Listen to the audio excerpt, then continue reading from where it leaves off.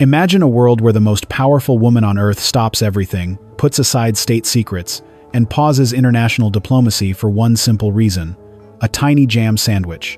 For nearly 90 years, Queen Elizabeth II adhered to a tea-time ritual so disciplined, it became the heartbeat of the British monarchy.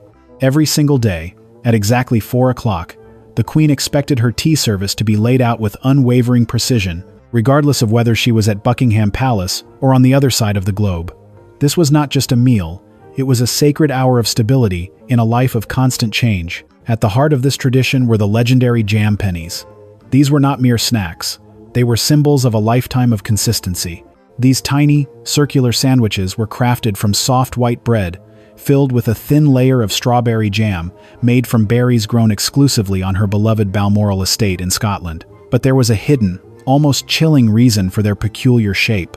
A former royal chef once recalled the strict instructions regarding the bread, noting that the Queen would never allow sandwiches to be served with pointed corners. To her, a sharp edge resembled the shape of a coffin, and according to an old royal superstition, serving such a shape brought the omen of death and bad luck. Thus, every sandwich was cut into a perfect circle, the size of an old English penny. Then there was her true obsession, the chocolate biscuit cake.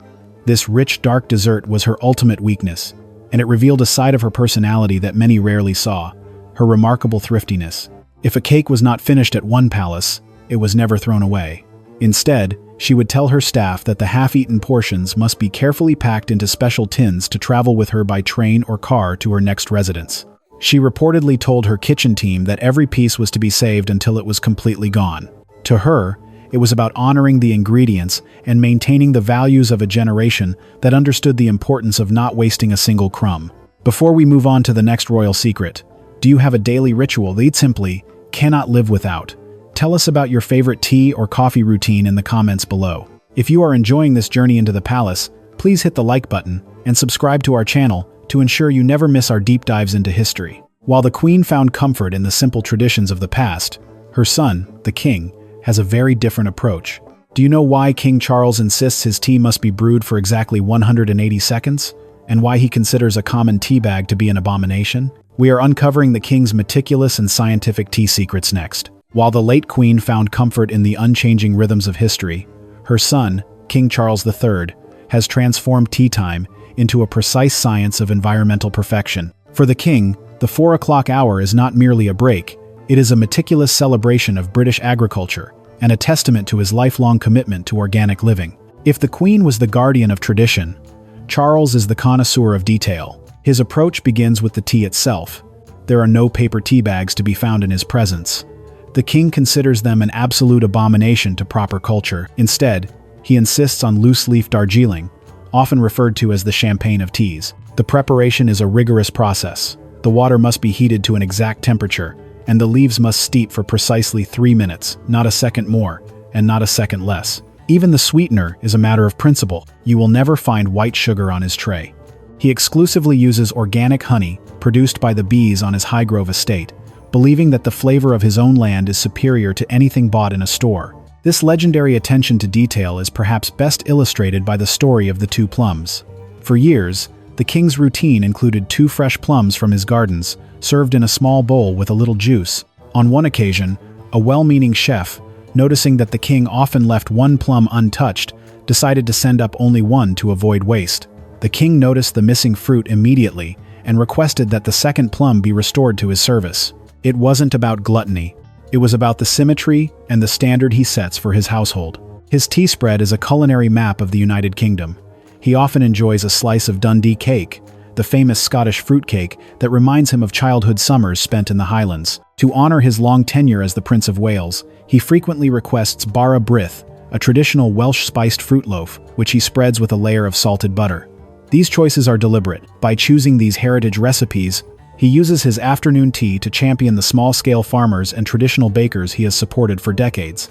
The King's tea time is a quiet moment of intense focus, often spent reviewing state papers while savoring the fruits of his own soil. However, while the King treats his tea with the gravity of a royal ceremony, his wife, Queen Camilla, has a very different philosophy. She is known to bypass the fine china and the strict brewing times for something far more relaxed: In fact, she is the only royal who would dare to do something so informal that it might make a traditional butler shudder.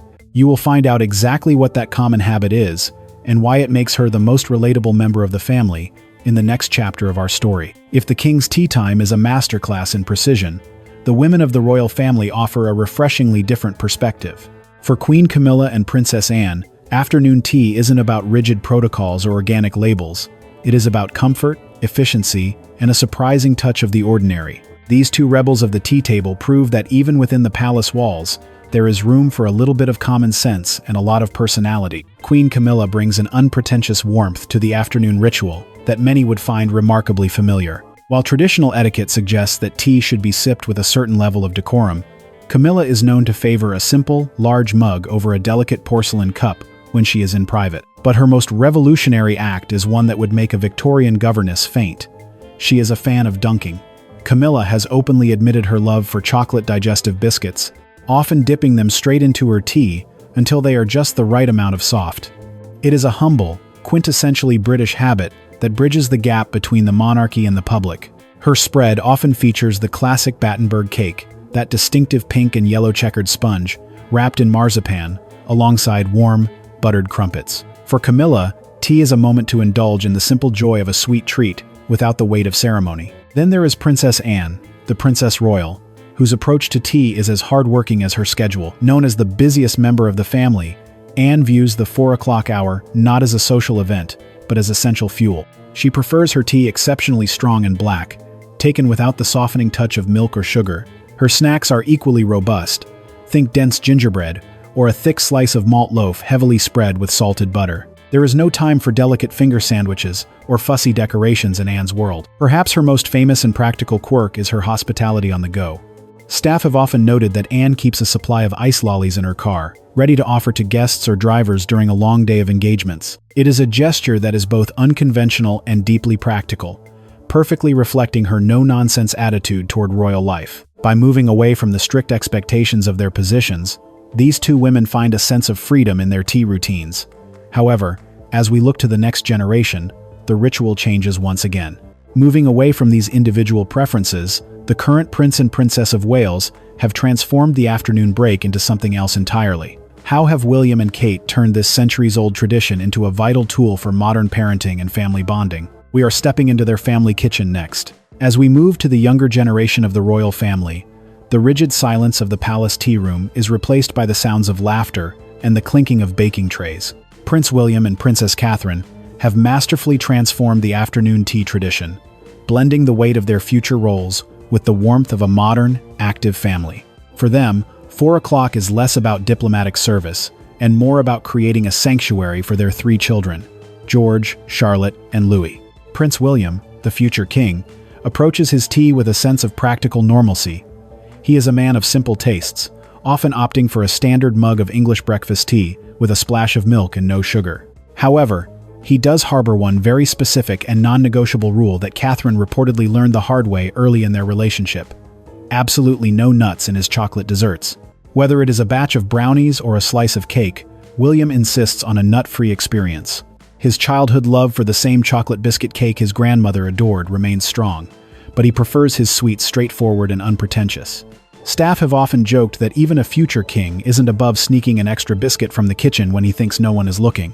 Princess Catherine, however, has subtly shifted the royal palate toward the 21st century. She frequently chooses green tea over traditional black varieties, reflecting her well-known commitment to a healthy, balanced lifestyle. But do not let the green tea fool you. Catherine is a true enthusiast of the great British dessert. Her ultimate indulgence is sticky toffee pudding, a rich, dark sponge cake smothered in a warm toffee sauce. It is a choice that shows her deep appreciation for traditional British comfort, even as she maintains a modern image. What truly sets Catherine's tea time apart is her hands-on approach. She has often spoken about how she loves to get the children involved in the kitchen. For the Wales family, tea time often begins with the children helping to flour the surfaces and cut out shapes for cookies or scones. It is a deliberate effort to give George, Charlotte, and Louis a normal upbringing, rooted in family connection. While the sandwiches, usually smoked salmon or cucumber with mint butter, are still prepared with the crusts removed in the royal fashion, the atmosphere is far more relaxed than the formal services of the past. But while William and Kate are busy preserving these British customs in their own modern way, a few thousand miles away, the tradition has undergone a radical, sun-drenched transformation. How does a British prince adapt when his afternoon tea is suddenly influenced by the health-obsessed, laid-back culture of California? We are crossing the Atlantic to see the startling changes in Harry and Meghan's afternoon ritual next. When a prince leaves his palace and crosses an ocean, he carries more than just his titles. He carries the flavors of his heritage. In the sun-drenched hills of Montecito, California, Prince Harry and Meghan Markle have reimagined the royal tea ritual, blending the centuries-old customs of the House of Windsor with the modern, wellness-focused lifestyle of the American West. This evolution represents a fascinating cultural bridge, where the formal high tea of London meets the laid-back wellness break of California. Meghan Markle has been a primary influence in this transformation. Long before she was a duchess, her lifestyle blog revealed a woman dedicated to clean eating and mindful living. In their California home, the traditional pot of strong Earl Grey is often replaced by vibrant green matcha lattes or herbal infusions of fresh ginger and mint. Meghan's approach to tea time is less about ceremony and more about nourishment. Her most famous contribution to the table is her signature homemade banana bread. This isn't just a snack.